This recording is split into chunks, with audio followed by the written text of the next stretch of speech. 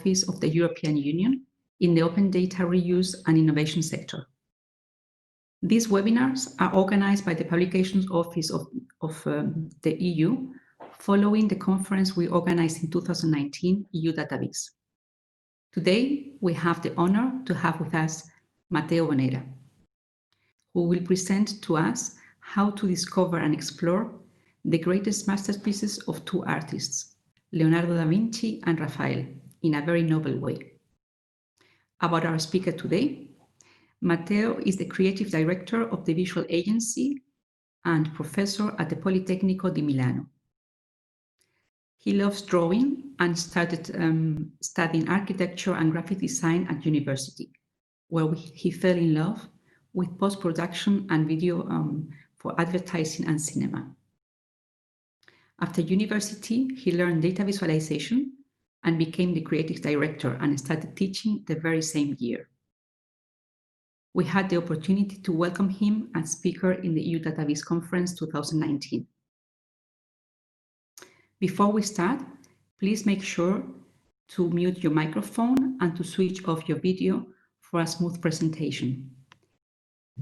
Please feel free to write your questions on the chat box at in WebEx, and we will post these questions to the presenter at the end of the session. The webinar will be recorded and will be published on YouTube and on the community of practice on data visualization. Matteo, thank you very much for accepting our invitation and for being with us today. The floor is yours. Thank you, Beatriz. And it's a very honor for me to be here and speak with you, with this great audience.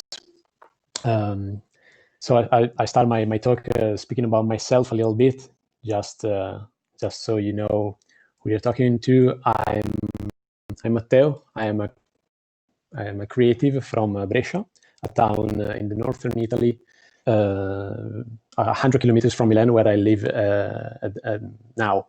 And actually, it just started raining, so I hope everything will look good in my presentation, because maybe we can have some little noise from the background. So thank you, Beatrice, for the introduction, and everything is okay. And actually, what we're talking about today is to of visualization in the field of the humanities, in order to understand how data visualization could be applied in the digital humanities. We will go through two case studies that my agency, the Visual Agency, had made. The Visual Agency is an agency that basically its core business is the information design and how to apply information design in showing the data in a proper way, and in turning the complexity of the data into meaning. Okay. We'll go through these two case studies, and then we will know how to yeah. Matteo, I think we are seeing the first slide. Maybe can you hear me? Slideshow, you could move to the next slide. Sorry to interrupt. Yes. Yeah, like this one. Yes. Okay. and please. No problem. Okay. Hello, Matteo and Beatriz. Could you please stop your videos, please, because the connection is a bit poor. Okay. Sorry. Okay. Thank you. You're welcome. Okay. So as I was saying before, we will talk about the digital humanities, and in order to understand the digital humanities, we need to know that this is a burning discipline that deals with the research and the analysis of cultural heritage through the burning technologies. So basically, it's a mixture of humanities and digital technologies. These are the digital humanities. In order to understand why the digital humanities are born, we need to know that first of all, there was an increasing need of organize and gather and store the content that museum galleries are generating during their digitization process. So at the moment, basically, we have these happening in which museums and galleries are digitalizing basically every cultural object that they're storing in their factories. And basically, at the moment, one of the most important thing to consider is that they're producing a lot of data, and they need to store them data in some digital archives. Second, in order to understand why the digital humanities are born, we need to know that new technologies and user interaction application are changing the way that people experience cultural heritage. That basically the experience of cultural heritage is moving from the physical places into the virtual places.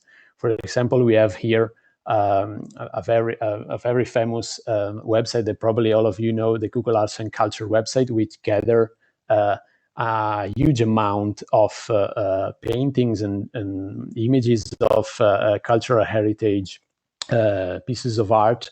And you can go through the website of Google Arts and Culture and basically browse inside the archives of the museum and the images of those museums. On the other part, we can see the Sistine Chapel, which that is in Vatican City here in Italy, and the Sistine Chapel. If you go on the Vatican Museum, you can experience the whole Sistine Chapel in a 360 degree environment that allows you to understand the content of the Sistine Chapel without being physically in the Sistine Chapel.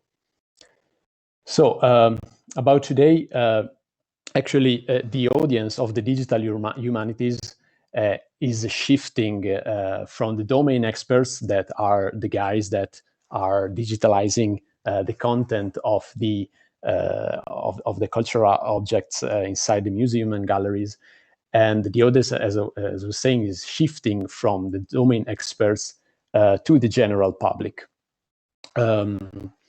So actually, a major role is played by the education field in designing the experiences from the museum. So children had to experience and know how to interact with the new digital media. Speaking about the audience and the differences between the education field and the digital humanities field, we can say that from one side we have the children and the educators, and on the other side, in the digital humanities field, we have the domain experts and the general public. Actually, there are some differences in the way that they're experiencing the content of the museum. So, for example, speaking about the children and the educators, they need to see and look at the content of the museum, of the educational museum, while on the other side, the general public and the domain experts need to observe and perceive the cultural object that they are enjoying. So, for example, in the example there is a painting of Seurat, and in order to understand and to feel the painting of Seurat, you need, of course, to see it in the physical world in order to understand the pointillism. So another important thing is that from one side, the children and the educators need to experience and explain the content, while on the other side, the domain experts need to explore the content of the cultural object, and the general public need to know. So basically, they need to understand and deepen their knowledge on a specific field. In the education field, we can say, for example, that museums and galleries need to simplify the content in order to be understood by the children, while if we are dealing with digital humanities, the content is very complex and need to be clarified in order to let general public access that specific content. So, talking about the content, we need new ways to access the content. And basically, what the content is the cultural object itself. So the cultural object is, let's say, a painting, let's say a sculpture, or a text or a book, which is conserved inside a museum. From one part, when the cultural object join into the digital world, it becomes in some way a digital cultural object. And basically, when in order to describe the digital cultural object, we need metadata entries in order to understand it and in order to archive it and show it to the people. Speaking about the digital culture itself, it could be an image, a picture, a video, an audio, a text, or a 3D model. And on the other side, when we need to describe this kind of very complex content, we need metadata that describe it in the order of time, of place, of the actor involved, the events involved, and other metadata, like, for example, categories that describe the content in the proper way. And today, we're talking about new ways to access the content of two great artists. The first one that I want you to show is a virtual museum that gather all the works of Raffaello. You can experience the application, which is free, at the link on the lower left, or you can scan the QR code on the lower right. But I will show you just in just a moment. I will show you a small video. Then you can go through the application. The QR code will still be on the screen.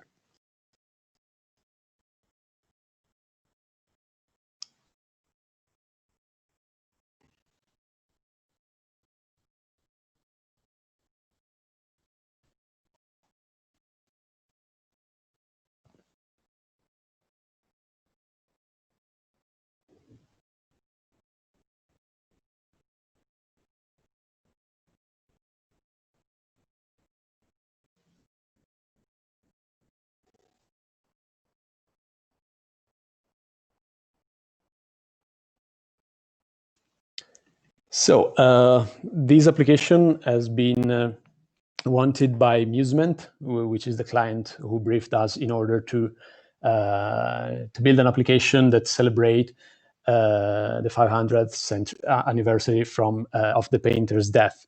Musement is an online booking platform in which you can basically book tickets for visiting museum or cities.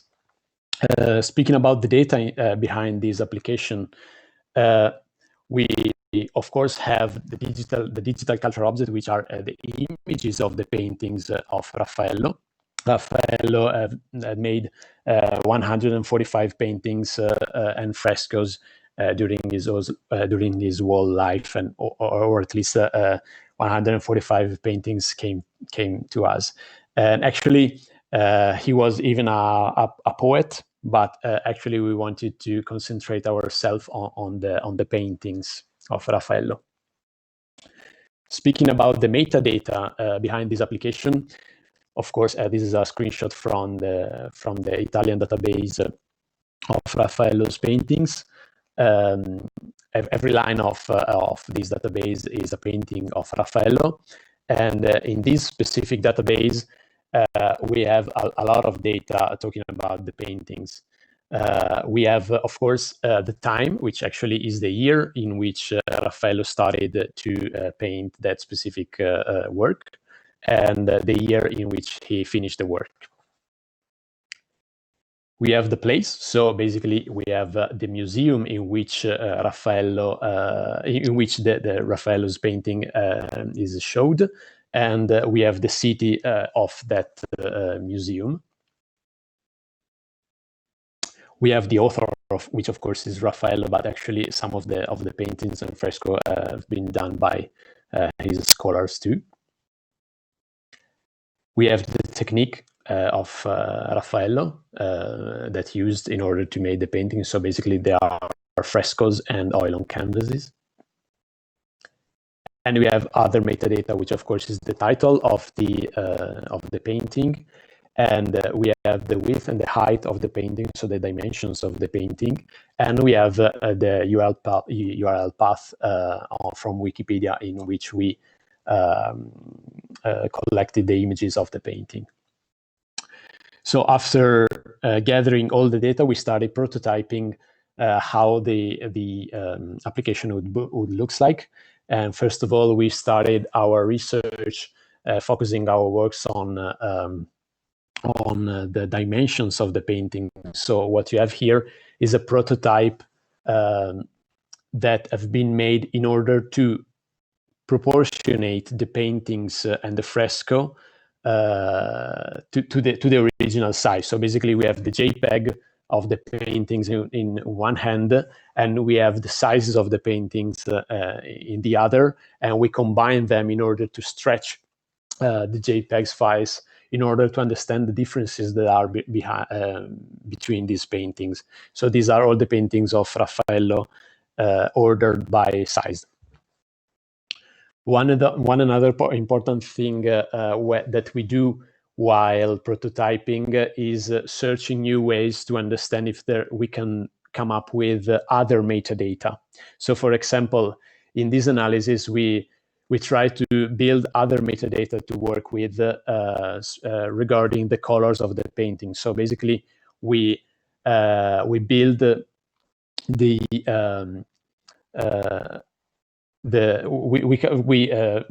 we change every paintings in order to represent the most frequent color that are inside the painting. But this was the result, but actually we didn't want to go through it because it was very difficult, let's say, to understand. The last and most important thing is regarding the places in which the paintings are shown. We have the country of the paintings, we have the city, and we have the museum of the paintings. And of course, this was the most interesting things to visualize for the clients, because of course they wanted to sell the tickets for that museum. So they want to make this information more easy to get. Then we studied the design of the application, and I'm showing you the result of the design. So basically, the application starts with an overview of the paintings that Raffaello made and are conserved in a specific country. So for example, these are all the paintings that are in Italy. There are 40 paintings of Raffaello's in Italy. Then we can select through other countries. So these are the paintings. So basically, all of them are frescoes inside the Vatican City. Then we go to France, and we have all the paintings that you can see in France. England, there are 15 paintings of Raffaello.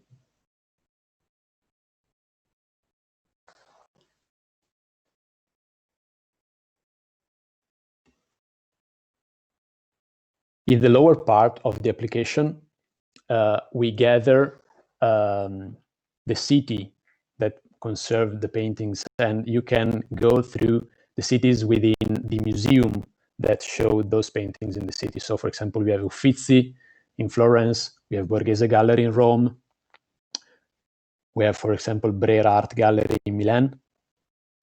There's Brescia, that's my hometown. This is Naples. And we can go through the city. For example, this in France, the 14 of the 18 paintings of Raffaello are in the Louvre Museum. If we select a painting, we can swipe between the paintings of that specific country. So for example, here we are swiping between the paintings and frescoes in Italy.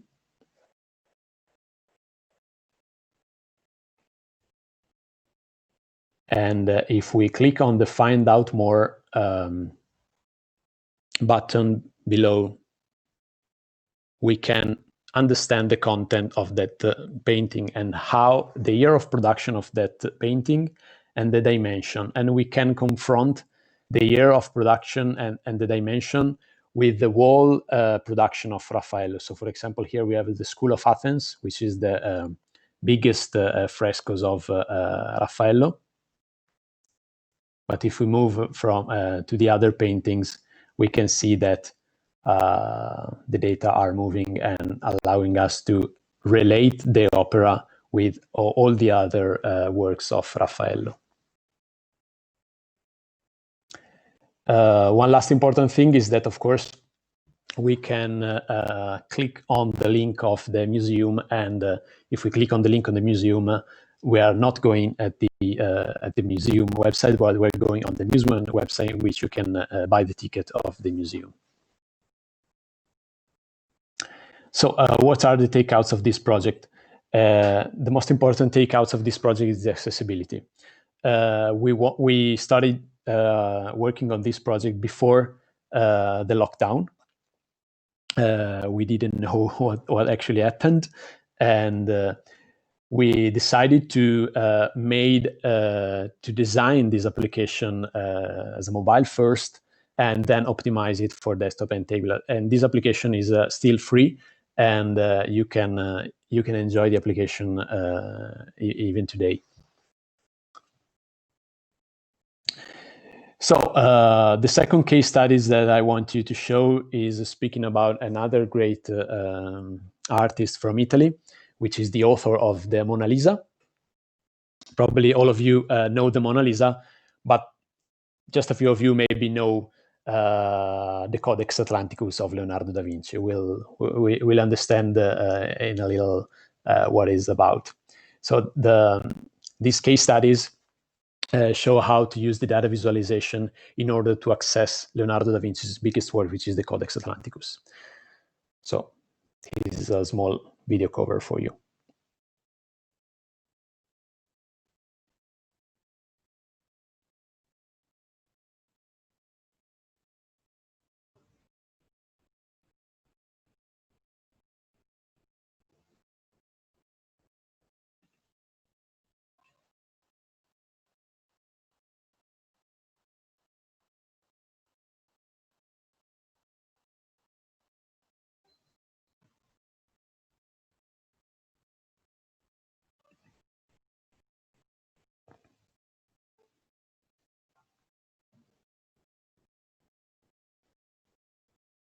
So why the Codex Atlanticus is the biggest work of Leonardo da Vinci? These are all the works of Leonardo da Vinci plotted on depending on their dimension. On the right, we have the paintings of Leonardo da Vinci, and on the left, we have the codexes of Leonardo da Vinci, so his writings. And the big rectangle on the left is the Codex Atlanticus, which is a codex of 1,100 pages. Then we have the Sala delle Asse, which is a fresco here in Milan of Leonardo da Vinci. And beside the Sala delle Asse, we have the Last Supper, which probably all of you know. I don't know. The Mona Lisa is one of the paintings, very small paintings on the lower right. Speaking about the Codex Atlanticus, the Codex Atlanticus is a gathering that Pompeo Leoni, a sculptor, made 100 years after Leonardo da Vinci's death. Basically, he gathered the moleskin and of the writings of Leonardo da Vinci, and in order to preserve them, he glued these leaves on large sheets of paper. These large sheets have a dimension of 64 per 43 centimeters, and there are 1,119 pages of writings and drawings from Leonardo da Vinci. So we come up with an idea. We pitched an idea, and we wanted to use the data visualization in order to access, explore, and analyze this greatest collection of Leonardo da Vinci's texts and drawings. In order to do that, we need to understand the data, and basically the first thing that we have to do was to find the data. And while I was in a library, I found philological studies from the 70s that Augusto Marinoni, one of the most experts of Leonardo da Vinci, did. And what Augusto Marinoni did in the 70s was to find some topics. For example, here we have the page of flat geometry. And in order to find that specific topic in the Leonardo da Vinci's production, he wrote down where you can find this specific topic, in which page, and in which term Leonardo da Vinci spoke about that topic. So basically, he did these things for 120 topics. So the flat geometry, solid geometry, and whatever, a lot of things: gravity, Earth, acoustics, machine, candles, whatever.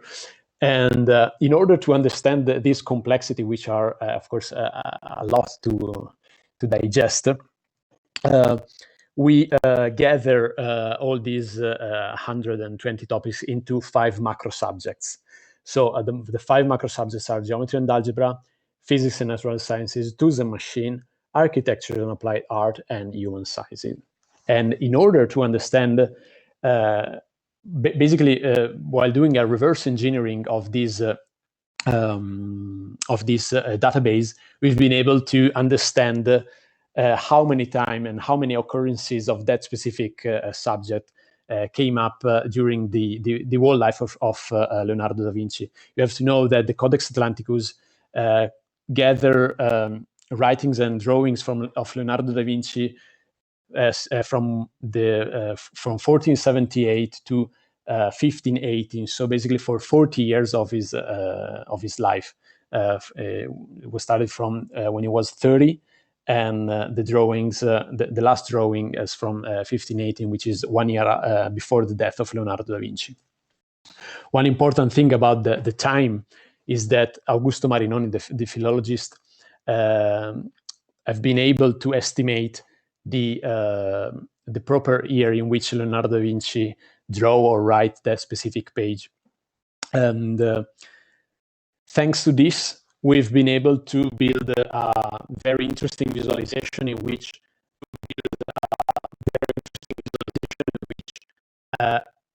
here we have 40 years of production of Leonardo da Vinci.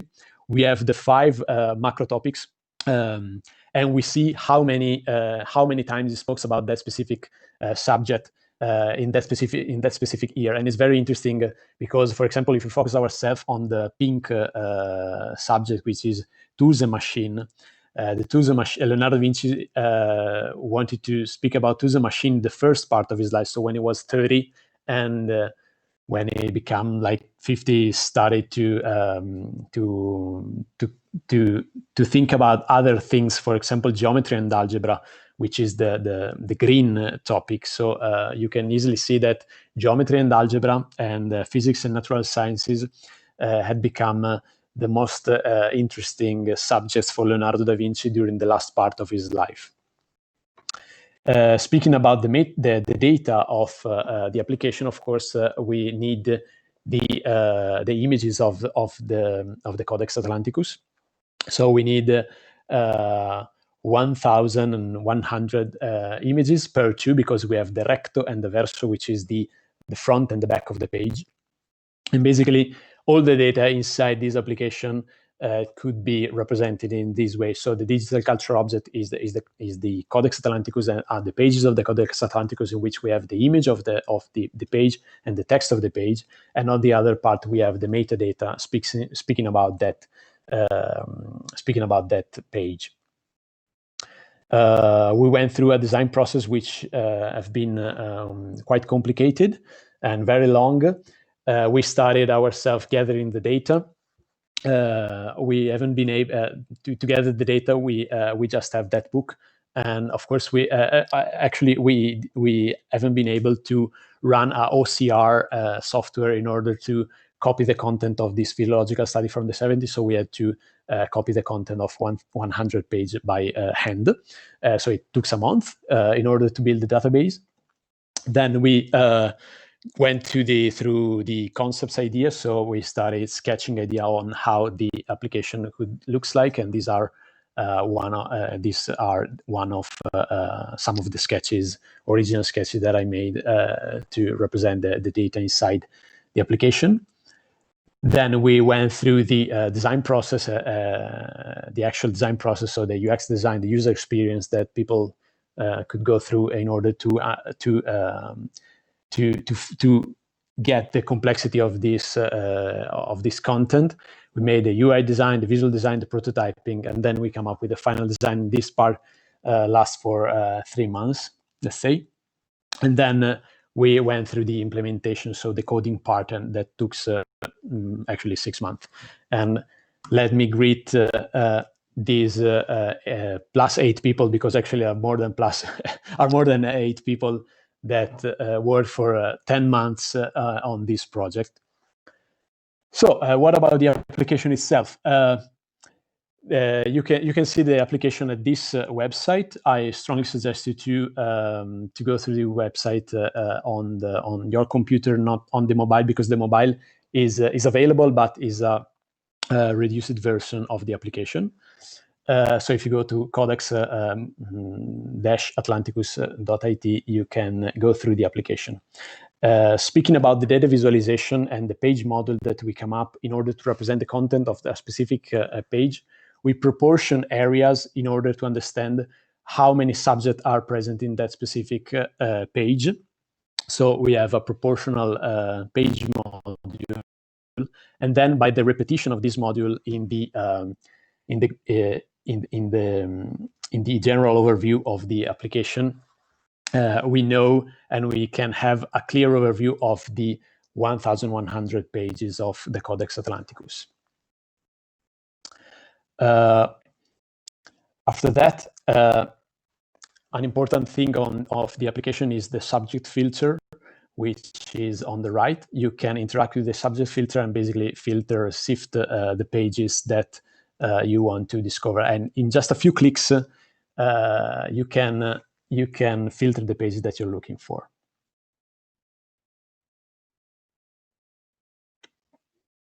We know that domain experts need to explore the Codex Atlanticus in the way that is known for the domain experts, so the numerical order of the page. So we come up with this visualization that allows you to filter a specific part of the Codex Atlanticus.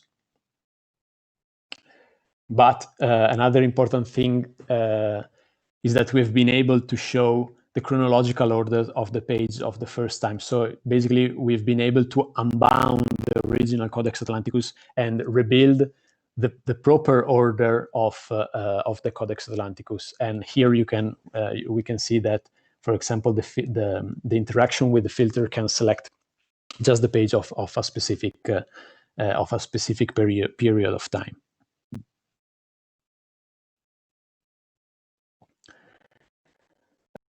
Of course, we can tooltip the page that we're looking at, and by clicking on the page module, we go through the detail view, in which we can, of course, go through the selection that we've made in the overview page, and we can browse between the pages.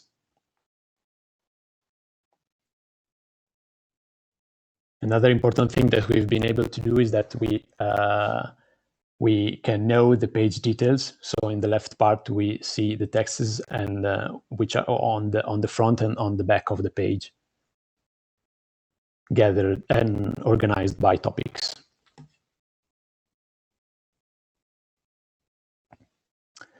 Last but not the least, on the right, we have the similar pages. So domain expert can go through pages that speaks about the same combination of topics. One important thing, as I mentioned before, is that we need to design the thing for 3 devices. The one that you're probably looking at is the desktop version, so the version that you can go that you can browse on the internet. we designed a mobile version, and we designed a touchscreen version. User flows inside this application have been customized in order to facilitate the interaction with the content. The touchscreen part is probably the most interesting one, because the touchscreen with this application has been hosted in the Pinacoteca Ambrosiana, which is the museum that hosts the original drawings of the Codex Atlanticus. This is the Sala Fedriciana, in which there are 12 pages of the Codex Atlanticus shown at a time, because of course they can't show 1,100 pages. That's why they accepted to our pitch, and they partnered the project. And so inside the Sala Fedriciana, you can see and browse within the pages of the wall pages of Leonardo da Vinci. One important thing to know about the touchscreen is that the images inside the touchscreen version have the highest quality possible, but of course on the desktop version, the images were downgraded in order to preserve the rights of the images. And one other important thing is that the data set behind the application have been made open, so that 1 month of work had been open for everyone. You can go through in the about section of the application, and you can download the data set. So this application allowed one very important thing, and basically by combining the subject and the year, we've been able to understand the evolution of Leonardo da Vinci thoughts during the year. So for example, here we have the Tuze machine. We can organize the Tuze machine page in chronological order, and we can see, for example, geometry and algebra is a topic that deals with the last part of Leonardo da Vinci's life, while the Tuze machine are present in the first part of Leonardo da Vinci's life, because he was living in Florence, and we wanted to move to Milan, and basically build a portfolio of himself as an engineer. So basically, he wrote a letter to the Sforza's family in Milan, and which is a very, very famous letter, because he said about himself that he's a very good engineer, and he spends like 9 out of 10 bullet points speaking about he was an engineer. And the last, the 10th bullet point, he was saying about himself that in time of peace, he could be even a good painter. So coming on the last part of my presentation, here I'm showing you 3 possible ways to expand the project and what we learn dealing with this project. The first important thing is my dream is to extend the application on the other codexes of Leonardo da Vinci. So Codex Atlanticus is 90% of Leonardo da Vinci production in terms of writings and drawings, and with a small effort, it could be easy to expand the project and basically the database on the other 21 codexes, which are very small. So thanks to this, we could be able to fulfill the visualization on the top right, which is the evolution of Leonardo da Vinci thoughts during his lifetime. One other possible way to expand the project is to apply this project on other manuscripts. So for example, here in the Europeana collection, we have 400,000 manuscripts. And it could be, in my opinion, it could be interesting to apply this design approach in order to filter the content of the manuscripts. I just wanted to show a feature of the Codex Atlanticus application that allows to basically sift inside the application. And because we saw before that the application of the Codex Atlanticus could let people just highlight the images, the pages, depending on the filtering selections. But actually, the application could even just select and basically sift the whole grid of 1,100 pages and could sift the images in order to represent just the selection that the user made. And for example, this is a page from the Europeana collection. In this page, this is the search page of the Europeana collection. And there are basically three important things to know. On the left, we have the metadata, which are the media type, the providing country, the language, and the aggregation and institution that is providing the fragment or the manuscripts. But if we search inside a specific page, a detailed page of a specific manuscript, we have, for example, the time and the time data, which are not present on the search screen, and we have the location, and we have one another important thing, in my opinion, is to explore the manuscripts by color. So, for example, it would be interesting, in my opinion, to work with the interface of the Codex Atlanticus.it. And for example, here I have inserted a drop-down menu in which you can select from the media type images. And in the right part, I have inserted a filter that, for example, could allow users to browse within the manuscripts by color. The last thing that I want to show is that probably this approach could be used by the European Union too, and in order to organize their publications. So, for example, here we have the European Center for Disease and Prevention and Control's website, in which we have 3,000 of application. And basically, as I was saying before, there's this feature of the Codex Atlanticus application that if we select, for example, a specific period of time, and we select just the active pages of that specific selection, we can go through a more interesting visualization that just filter and show me the proper content of the application. So, for example, in a few clicks, I can come out here with, for example, 72 pages, and here I have just 15 publication. Let's say, for example, if you apply this approach to the publication of the European Union. So, speaking about the European Union publications, they have a lot of metadata, and the problem of the metadata in this application is that they're ranked. They rank into 5 macro categories.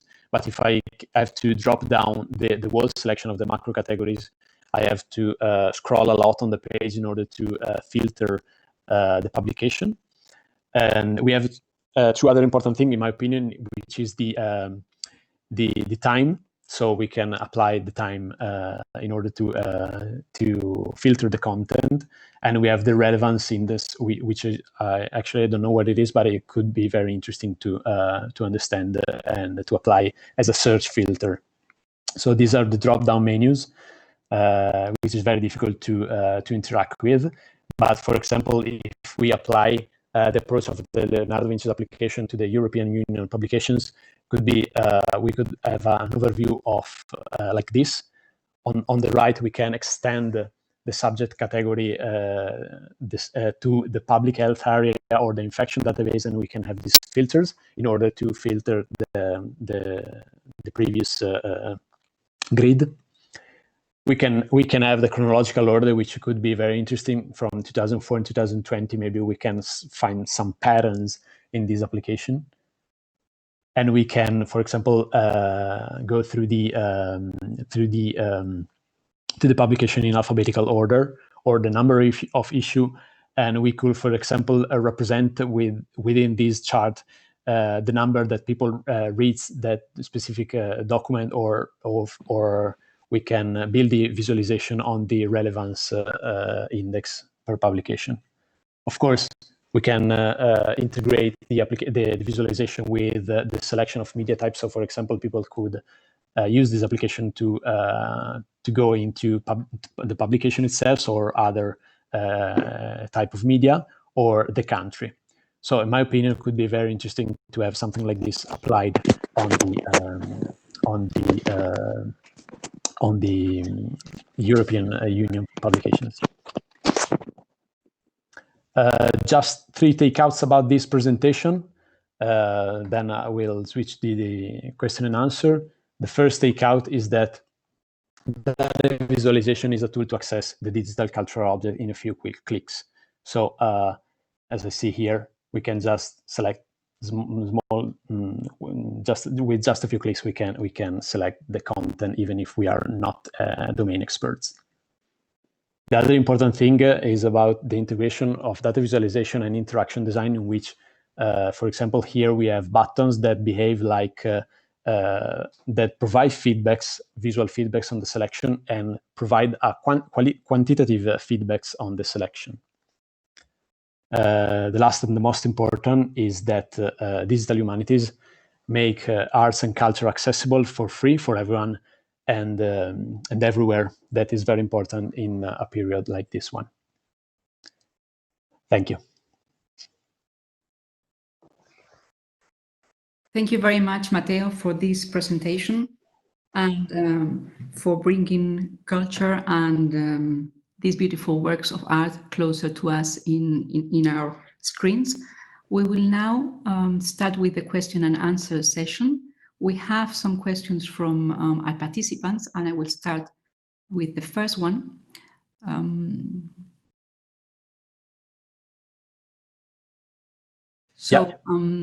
Where do you get the inspiration and creativity to design your projects? Oh, very difficult question. An easy one to break the ice. Yeah, wow, nice. Nice one. I don't know, actually, as I said before, I'm into a lot of things, but the most important one, in my opinion, is the art. Art is the only thing that will endure during time. So we can study to architecture, we can study to design, we can study to interaction design, for example.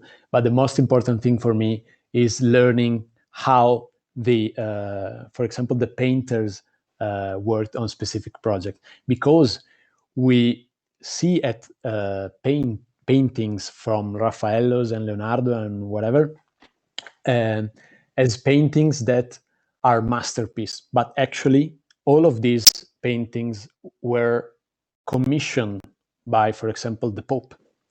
Yes. So in some ways are similar to the project that I made, and because we have a commission, we have a brief, and we need to find the best way to represent the thing, and only the good design will endure during time. And probably my best inspiration is the art. Thank you very much. We have Katarina asking, where have you indexed the macro subject for Leonardo's jokes? Which macro subject Leonardo jokes where have they been indexed?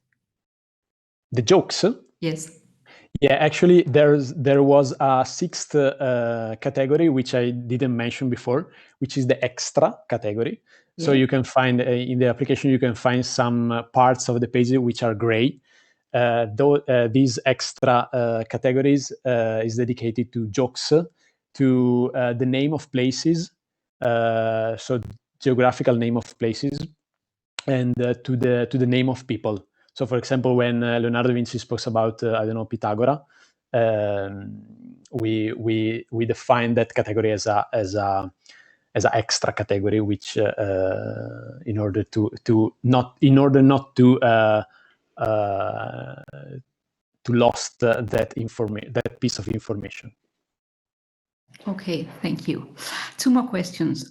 Which software platform have you used to create the DataViz tools, the DataViz, the applications, and what is the cost to create these cases, these applications?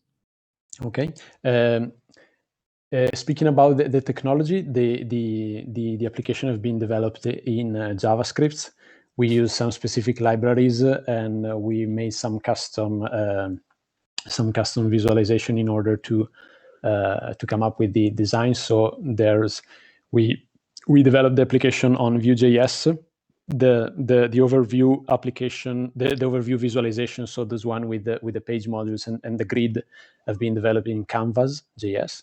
And we used even some other small libraries. For example, the body moving library is a JavaScript library for the introduction page, and the database of the application is a JSON file inside the application while you're downloading it. And it's an Excel file, of course, in order to be used by most of the people.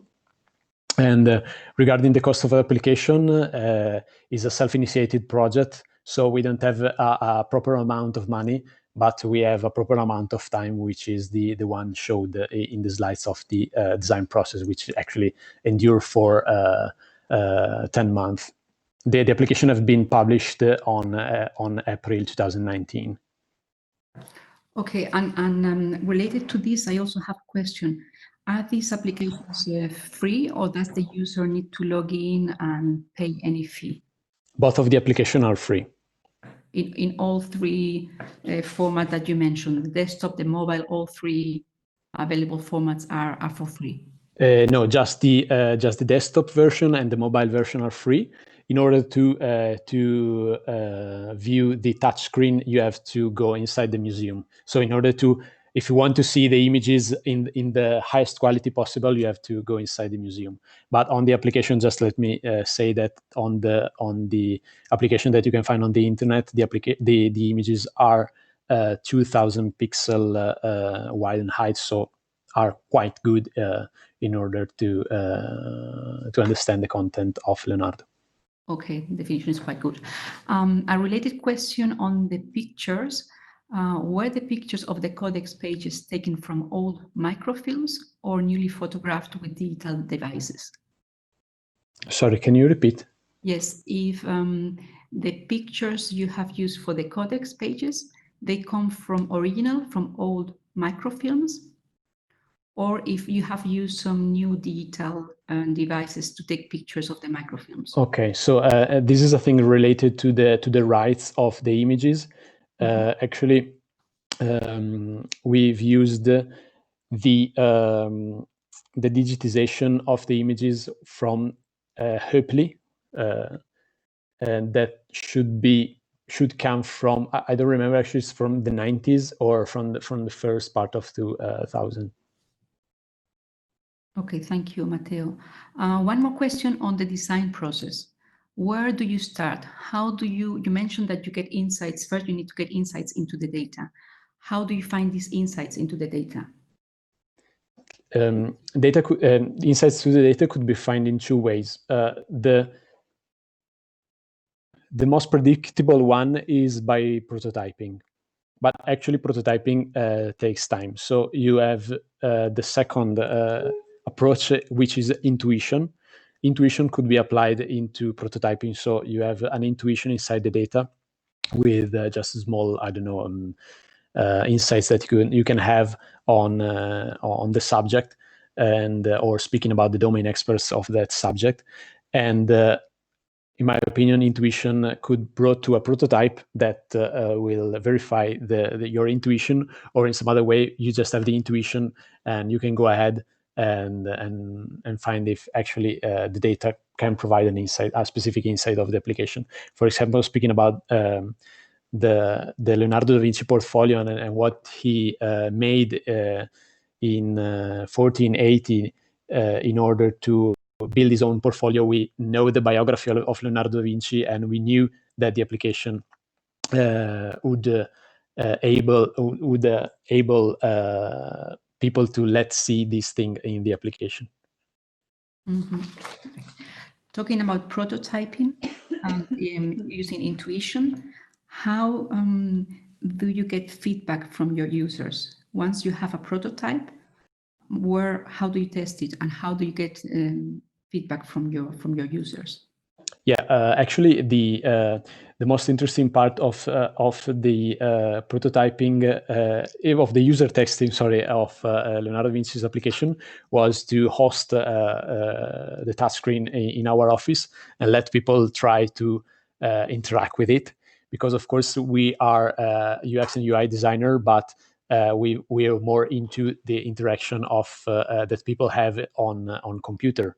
But actually interacting with the touchscreen was a little bit different. So, for example, one important difference between the desktop version and the touchscreen version is that in the desktop version we have a header which is above the application, and we have the not relevant information in the footer. Okay, but in the touchscreen version we have to swap between the two, because of course if you interact with something that's on your hand, you need to find the most important information reachable for your hand. So we put the header on the footer part of the touchscreen, and the not relevant information on the upper part. So user testing have been very precious in order to design the touchscreen version.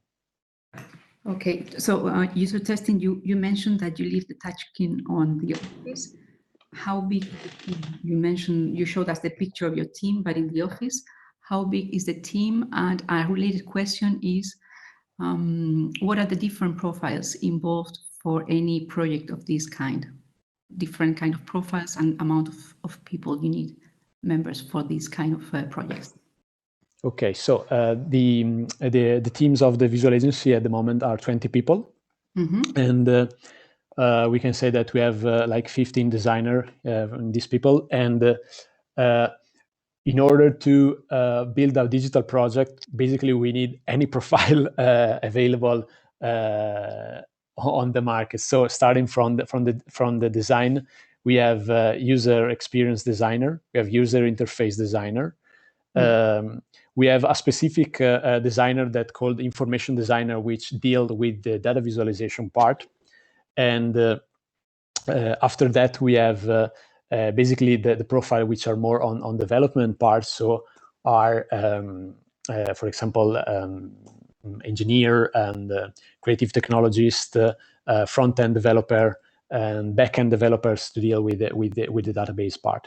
Another thing that is not another profile that we are not used to use in the digital design process, but were precious to this project for showing the introduction of the application, was a motion designer, because actually in the first part of the application, actually we go through a small let's call it a motion graphic, which actually is not a motion graphic, but his capabilities were useful for the project too.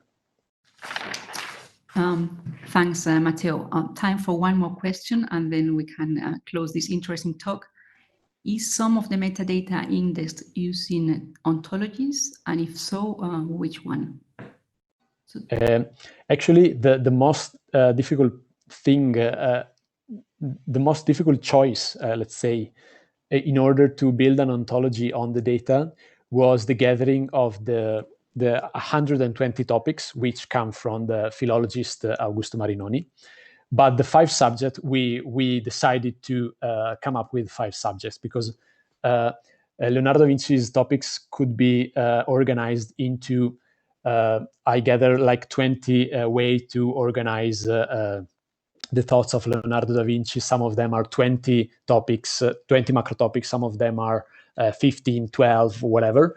But in order to decide the 5 subjects, we decided the 5 subjects with a more knowing the interaction of the user with the application. We couldn't imagine that people could interact with 20 macro subjects and understand the 20 colors within the page module. So we decided basically from above to come up with 5 macro subjects in order to build the ontology of the application. Okay, thank you very much, Matteo. I think our time is up. Yes, starts raining too here in Milan. Here it Perfect. has raining in Luxembourg. I would like to thank you on behalf of the Publications Office once again. Thank you very much for this interesting talk and for giving us food for thought on how to apply this approach to the collections we have at the Publications Office and in the European Union institutions. Thanks to all the participants also for being here today.